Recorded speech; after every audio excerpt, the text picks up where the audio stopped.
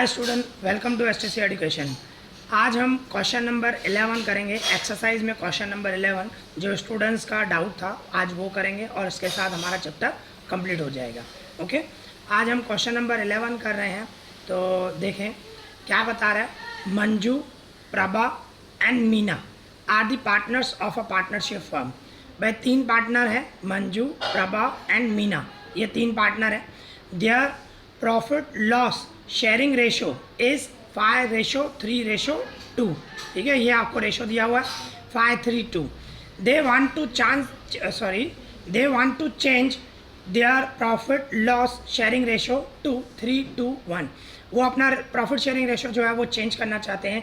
किस में करना चाहते हैं? 3:1 में। ओके, पर ये हमारे काम का नहीं है एट प्रेजेंट, ये फ्यूचर में चेंज करेंगे। एट प्रेजेंट हमारे को कौन सा काम का है? 5:3:2। ओके, फिर आगे क्या बता रहे हैं? देयरफॉर दे डिसाइडेड, जब ये रेशो चेंज कर रहे हैं तो इसके लिए इन्होंने डिसाइड किया revalue the assets liabilities of the firm. भाई फर्म में जो भी एसेट्स हैं, जो भी लिएबिलिटी हैं, वो रिवैल्यूशन करना चाहते हैं। ठीक है, फिर आगे क्या बता रहे हैं? फ्रॉम दी फॉलोइंग इन्फॉर्मेशन, नीचे जो आपको इन्फॉर्मेशन दी हुई है, प्रिपेयर रिवैल्यूशन अकाउंट, हमें रिवैल्यूशन अकाउंट बनाना है and balance sheet after revaluation. सिर्फ हमारे को दो अकाउंट ही बनाने हैं, एक रिवैल्यूशन अकाउंट बनाना है एंड बैलेंस शीट बनाना है, पर उसके साथ हम करंट अकाउंट भी बनाएंगे बिकॉज आपको बैलेंस शीट में करंट अकाउंट दिया हुआ है। ठीक है, अभी देखो हम बैलेंस शीट में क्या क्या है वो चेक करते हैं। देखो सबसे पहले आपको लिएबिलिटी में देखें। लिएबिलिटी में हमारे पास देखो क्या है, एक तो कैपिटल है, तो कैपिटल में भी क्या है? मंजू की कैपिटल कितनी है? 1,50,000। प्रभा की कैपिटल कितनी है? 40,000। मीना की कैपिटल 30,000। सब मिला के कितनी है? 2,20,000। इसी तरह करंट अकाउंट दिया हुआ है। करंट अकाउंट दिया हुआ है, इसकी वजह से हमें करंट अकाउंट बनाना पड़ेगा।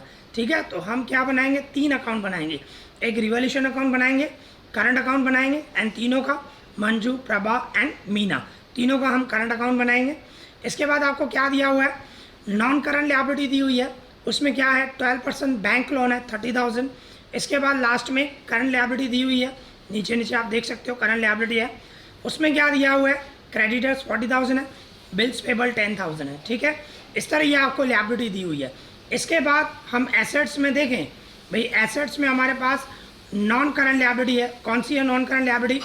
लैंड एंड बिल्डिंग है 1 लाख, मशीनरी है 50,000, फर्नीचर है 30,000, इन्वेस्टमेंट है 50,000। ओके, इसके बाद हमारे को करंट एसेट्स दी हुई है।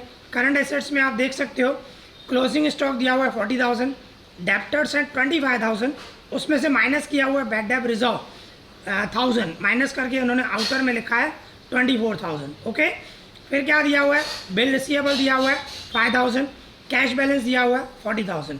ओके, इस तरह आपको बैलेंस शीट दी गई है। फिर आगे देखें, देखो आगे क्या बता रहा है? एडिशनल इन्फॉर्मेशन मीन्स हमारे को एडजस्टमेंट दिए हुए हैं। फर्स्ट नंबर एडजस्टमेंट आप देख सकते हो क्या दिया हुआ है? Value of land and building is to be increase by 25%। Land and building की जो वैल्यू है वो 25% इंक्रीज हो रही है। ठीक है, तो ऊपर आप देख सकते हो लैंड एंड बिल्डिंग हमारे को कितनी दी हुई है बैलेंस शीट में? बैलेंस शीट में लैंड एंड बिल्डिंग 1 लाख दी हुई है, तो 1 लाख का 25% निकालूंगा तो 25,000। तो इसके दो इफेक्ट कैसे करोगे? एक बैलेंस शीट में लिखेंगे land and building 1 lakh plus increase 25,000, plus करके आउटर में लिखूंगा 1,25,000 और 25,000 एसेट इंक्रीज हो गई, तो ये क्या हो गया? वन टाइप ऑफ प्रॉफिट हुआ। प्रॉफिट हुआ तो रिवैल्यूशन में क्रेडिट करेंगे। ओके, ये हमारे दो इफेक्ट हुए। इसके बाद आगे बढ़े second number adjustment. Second number adjustment में आप देख सकते हो the value of furniture is to be reduced by 10%। Furniture की वैल्यू 10% रिड्यूस करना है। रिड्यूस करना है मीन्स कम करना है। ठीक है, और वो भी 10% बता रहा है। और बैलेंस शीट में आप देख सकते हो फर्नीचर कितना दिया हुआ है? 30,000 दिया हुआ है और उसका 10% हमें रिड्यूस करना है। ठीक है, एडजस्टमेंट में 10% बता रहा है, तो 30,000 का 10% 3,000 होगा। तो इसके दो इफेक्ट कैसे करोगे? बैलेंस शीट में आप लिखोगे फर्नीचर 30,000 माइनस डिक्रीज 3,000, माइनस करके आउटर में 27,000। और दूसरा इफेक्ट डिक्रीज हुआ तो वन टाइप ऑफ लॉस हुआ। लॉस हुआ तो कहाँ पे जाएगा? रिवैल्यूशन में डेबिट साइड फर्नीचर अकाउंट 3,000 लिखेंगे। ओके, इसी तरह अभी हम थर्ड नंबर एडजस्टमेंट देखें। थर्ड नंबर एडजस्टमेंट में देखो क्या दिया हुआ है? The value of machinery is to be kept 80%। बोल रहा है is to be kept. Is to be kept का मतलब भाई 80% अभी है, मीन्स 20% डिक्रीज हो गया। भाई हमारे को मशीनरी की वैल्यू जो है वो 80% माननी है। अभी मार्केट में उसकी वैल्यू 80% है, मीन्स 20% डिक्रीज हो गया। तो आप देख सकते हो ऊपर हम मशीनरी देखें, मशीनरी कितनी है हमारे पास 50,000 है। तो 50,000 का 80% मैं निकालूं तो 40,000 होगा। तो इसका मतलब मशीनरी की वैल्यू अभी 40,000 है, बराबर ना। 80% हो गई है, मीन्स अभी 40,000 है। तो कितना डिक्रीज हुआ, 10,000 डिक्रीज हुआ। ओके, हमेशा मीनिंग निकाला करो। तो किस तरह होगा, तो हम इसके दो पे कैसे करेंगे। एक तो बैलेंस शीट में एसेट साइड मशीनरी लिखेंगे 50,000, माइनस डिक्रीज करूँगा 10,000, माइनस करके आउटर में लिखूंगा 40,000, और 10,000 जो डिक्रीज हुआ वो कहाँ पे लिखूंगा, P&L अकाउंट में, सॉरी रिवोल्यूशन अकाउंट में डेबिट साइड, क्योंकि लॉस हुआ। रिवोल्यूशन अकाउंट बना रहे हैं, रिवोल्यूशन में डेबिट होगा। ओके, इस तरह होगा। फिर आगे बढ़े, ये हो गया हमारा third number adjustment. Fourth number adjustment देखो उसकी मीनिंग निकालें, क्या बता रहा है। The book value of closing stock, closing stock की book value, book value means जो बैलेंस शीट में दी होती है। बैलेंस शीट में आप देख सकते हो स्टॉक कितना मिला हुआ है, 40,000। तो ये बोल रहा है बुक वैल्यू जो है, बुक वैल्यू मीन्स जो बैलेंस शीट में मिली होती है, इज़ 5,000 मोर, वो 5,000 ज़्यादा है। क्लियर एडजस्टमेंट में देखो, is ₹5,000 more than its market value. भाई मार्केट वैल्यू से 5,000 ज़्यादा है, तो कहने का मतलब बैलेंस शीट में 5,000 ज़्यादा लिखा हुआ है, मार्केट वैल्यू अभी कम हो गई है, बराबर ना। और हमें हमेशा मार्केट वैल्यू चाहिए होती है। तो कहने का मतलब क्या हुआ, क्लोजिंग स्टॉक की वैल्यू कितनी हुई, 35,000 हुई। ठीक है, 5,000 कम हो गए। ठीक है, तो हम कैसे करेंगे इसके दो इफेक्ट, हमेशा मीनिंग निकालो। ठीक है, मीनिंग निकालो। तो बैलेंस शीट में मैं क्या लिखूंगा, स्टॉक लिखूंगा asset side 40,000 minus decrease 5,000, minus करके आउटर में 35,000, और 5,000 का दूसरा इफेक्ट रिवॉल्यूशन में डेबिट साइड करूंगा क्योंकि ये लॉस हुआ। ठीक है, ये भी एडजस्टमेंट हो गया। अभी आगे बढ़े, देखो आगे देखते हैं।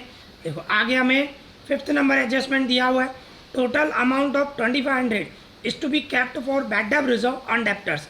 भाई डेप्टर्स पे BDR कितना करना है हमें, अभी 2,500 करना है, ऐसे बोल रहा है, बराबर ना।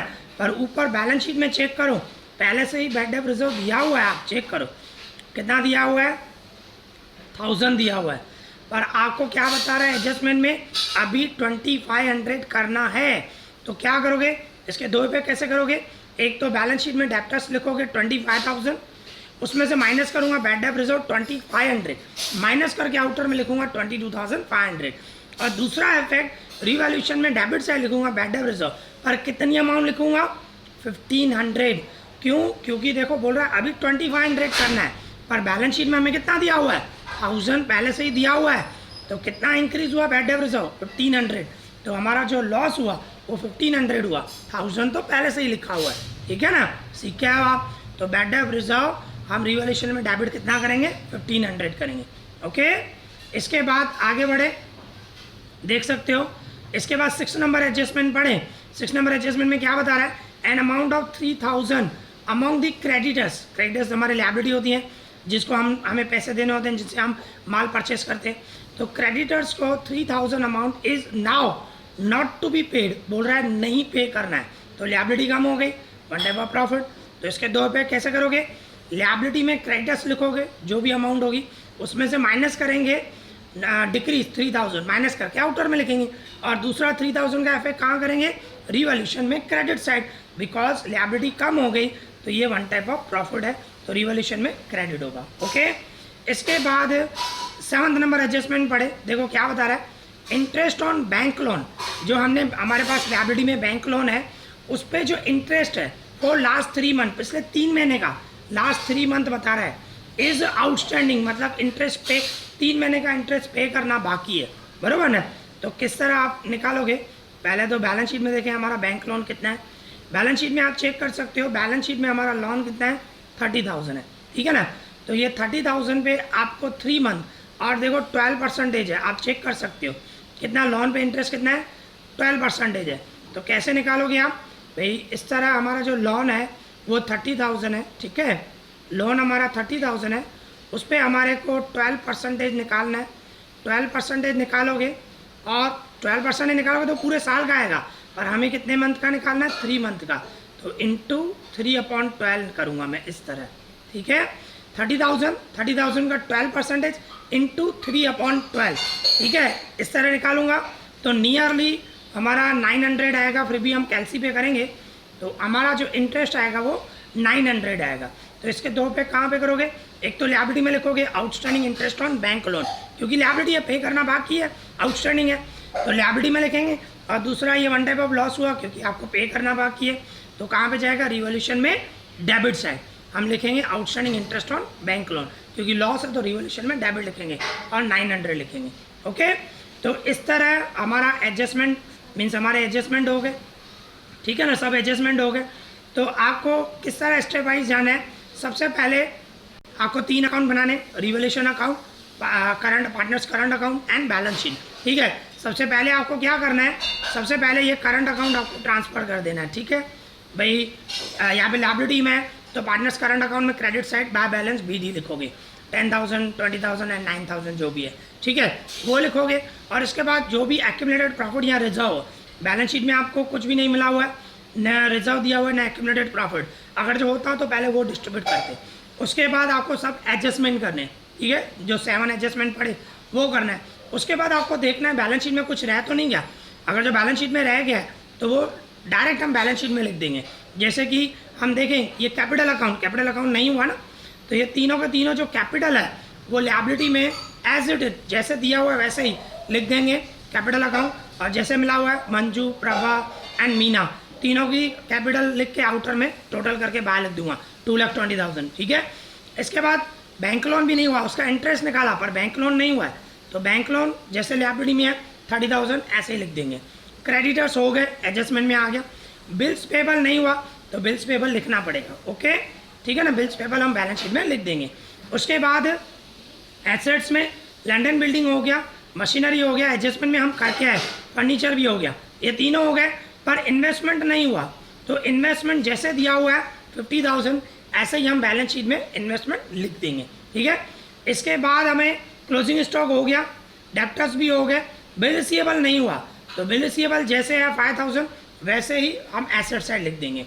इसके बाद कैश बैलेंस भी नहीं हुआ तो जैसे एसेट्स में है वैसे ही लिख देंगे 40,000, एसेट साइड ही लिख देंगे, ठीक है। तो ये आपके 3 स्टेप होंगे, उसके बाद आपको अकाउंट क्लोज करना है, ओके। तो इस तरह हमने ये पूरा क्वेश्चन पढ़ा, आई होप आप लोगों को अच्छी तरह समझ में आया होगा। अभी हम ये सम स्टार्ट करते हैं, ओके। तो इस तरह हम क्वेश्चन की मीनिंग समझ गए, अभी हम सम स्टार्ट कर रहे हैं, ओके। हमारे को कौन से अकाउंट बनाने हैं, 3 अकाउंट बनाने हैं, revolution account, partners current account and balance sheet, ठीक है, ये 3 अकाउंट हमें बनाने हैं। तो अभी हम सम स्टार्ट कर रहे हैं और जैसे मैंने स्टेप बताया आपको उसी तरह ही करना है। सबसे पहले आपको बैलेंस शीट में से जो लेना है वो ले लो भाई। हमारे को भाई सबसे पहले क्या दिया हुआ है, करंट अकाउंट दिया हुआ है, ठीक है। तो करंट अकाउंट हम ले लेंगे, लायबिलिटी साइड है तो यहाँ पे क्रेडिट साइड आएगा बाय बैलेंस BD, ठीक है। तो जितना दिया हुआ है आपको 10,000, इसके बाद है 20,000 एंड 9,000, ठीक है। तो ये क्रेडिट में लिख देना, लायबिलिटी में इसकी वजह से अगर जो एसेट्स कभी एसेट्स में होता है करंट अकाउंट तो आपको एसेट में हो तो डेबिट साइड लिखना है, ठीक है, लायबिलिटी में है तो क्रेडिट साइड लिखना है। और इसके बाद अगर जो रिजर्व और एक्यूमुलेटेड प्रॉफिट होता तो हम डिस्ट्रीब्यूट कर देते करंट अकाउंट में, बट यहाँ पे बैलेंस शीट में नहीं दिया गया है, ठीक है। तो ये हमारा पहला स्टेप हो गया।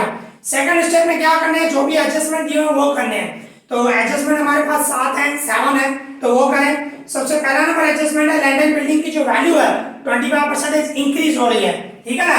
तो इस तरह करेंगे। एसेट्स में हमारे को लैंड एंड बिल्डिंग कितनी दी हुई है, एसेट्स में लैंड एंड बिल्डिंग हमें दी हुई है 1 लाख, ठीक है, 1 लाख दी हुई है।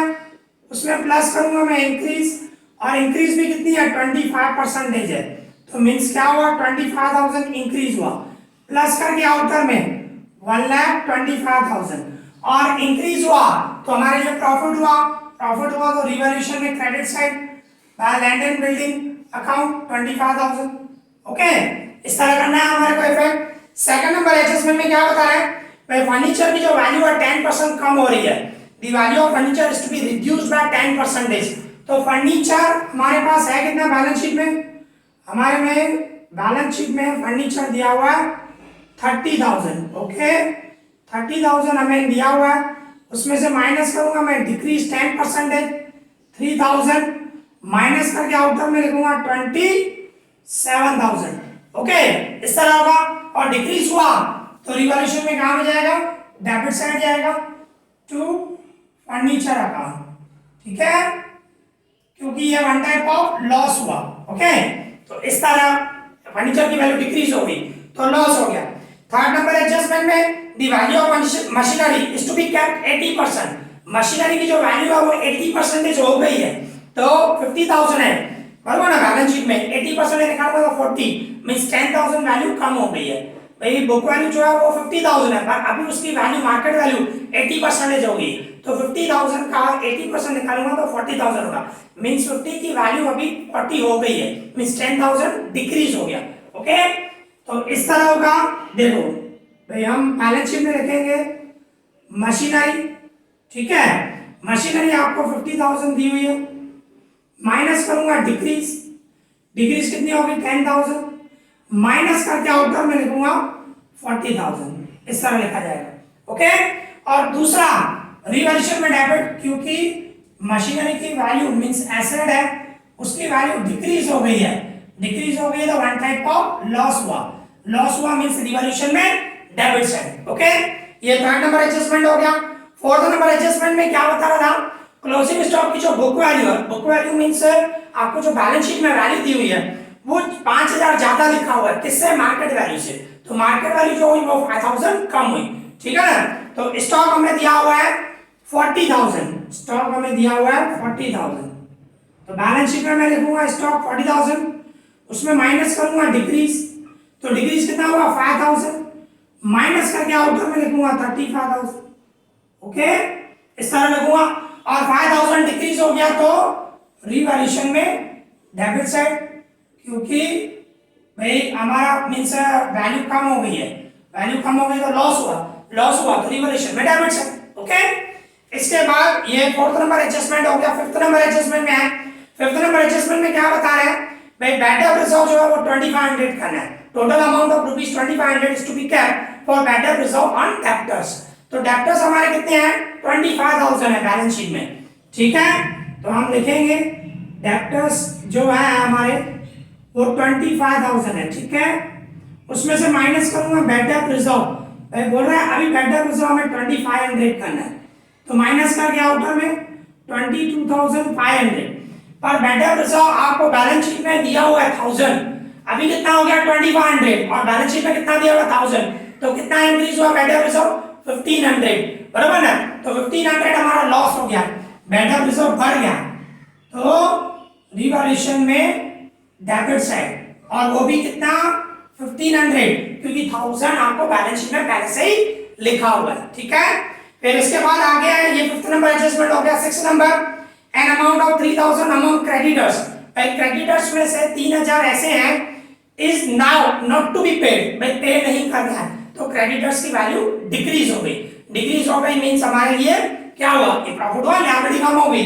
ठीक है, तो क्रेडिटर्स हैं कितने हमारे पास 40,000 है, क्रेडिटर्स हमारे पास 40,000 है। ठीक है, माइनस करूंगा डिक्रीज।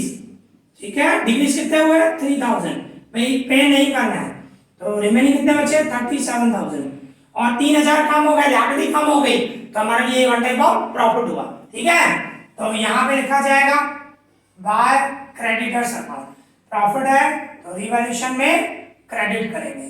ठीक है, इस तरह किया जाएगा।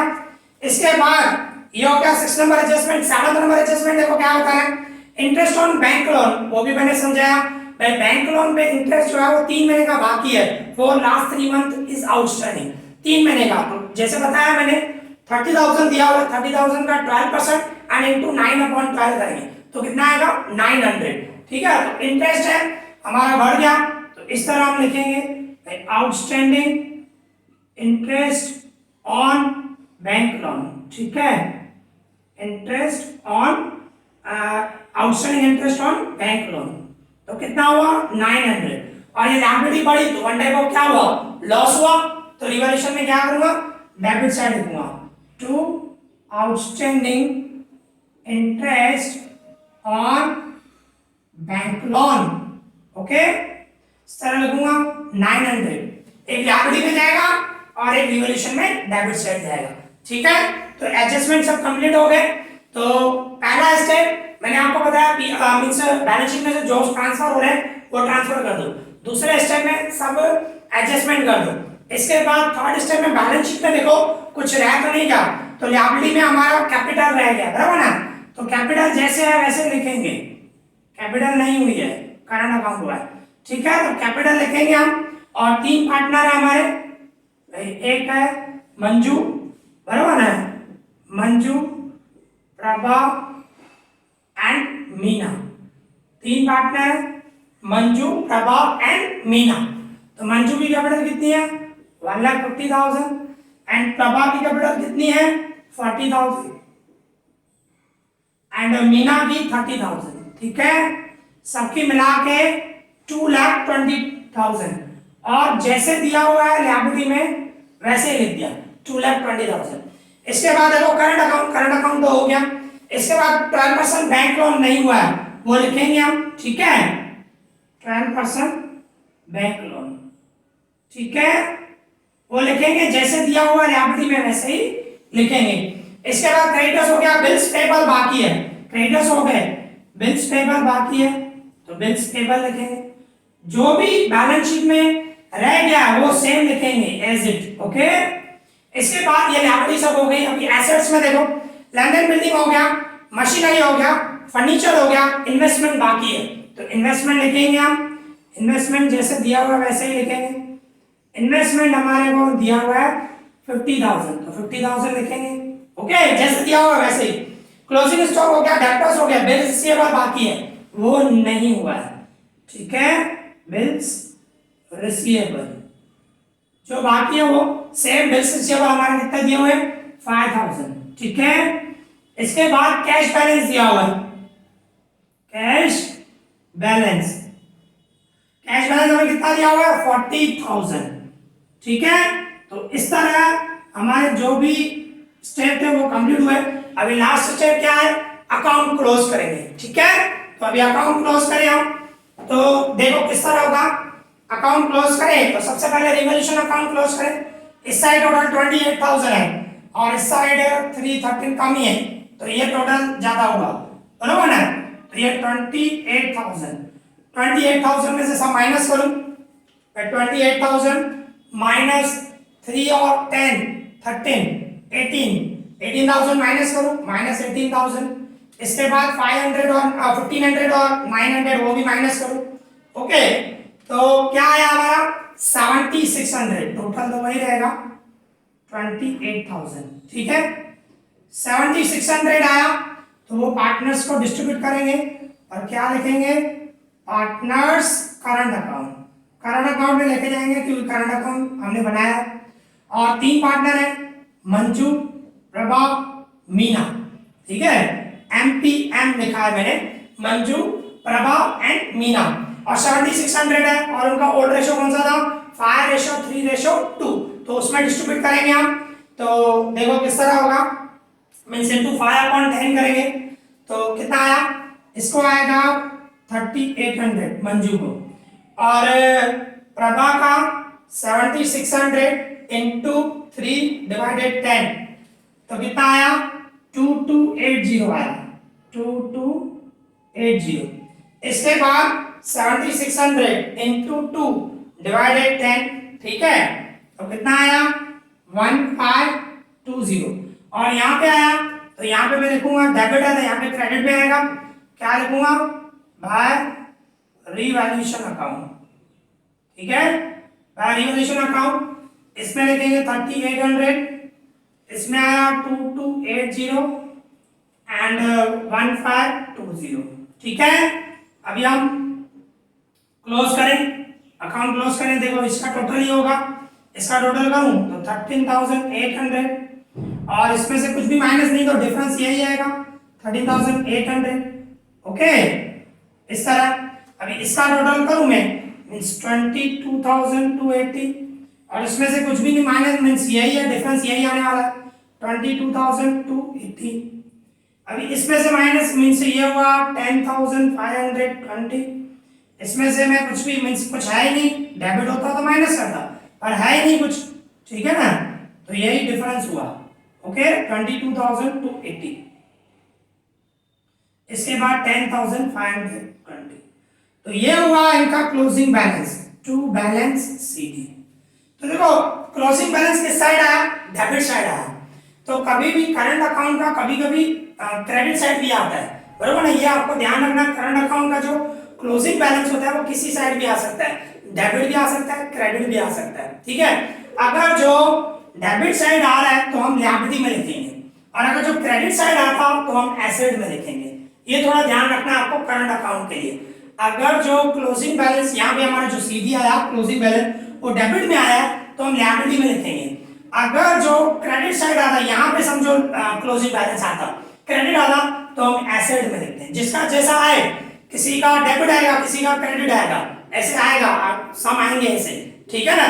तो आपको खाली ये ध्यान रखना है, अगर जो डेबिट साइड क्लोजिंग बैलेंस है तो लिएबिलिटी में लिखेंगे, जिस पार्टनर का किसी भी पार्टनर का आया, और अगर जो क्लोजिंग बैलेंस क्रेडिट में आया तो हम एसेट में लिखेंगे, ठीक है, ऐसा होता है। तो ये सब जो है वो कहां पे जाएंगे, लिएबिलिटी में जाएंगे, ठीक है, क्योंकि तीनों का डेबिट साइड आया है। तो करंट अकाउंट और तीनों ही पार्टनर हमारे भाई मंजू,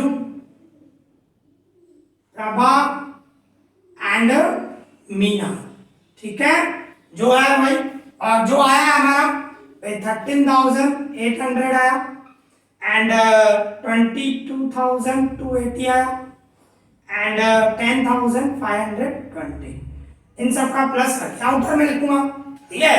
13,800 प्लस 22,280 प्लस 10,520, ठीक है। तो सबका टोटल किया तो क्या आया 46,600। अभी दोनों साइड टोटल करेंगे हम, बैलेंस शीट का दोनों साइड सेम आना चाहिए। तो पहले लिएबिलिटी का प्लस करूं, 2,20,000 plus 46,600 plus 30,000 plus 900 plus 37,000 plus 10,000, okay. तो हमारा टोटल आया 3,44,500। अभी इस साइड चेक करें, हमारा 1,25,000 plus 27,000 plus 40,000 plus 35,000 plus 22,500 plus 50,000 plus 5,000 and last plus 40,000, ठीक है। तो देखो सेम आ गया 3,44,500, सेम आ गया दोनों का टोटल, ओके। तो इस तरह हमारा ये सब कंप्लीट हो गया, इजी, क्लियर।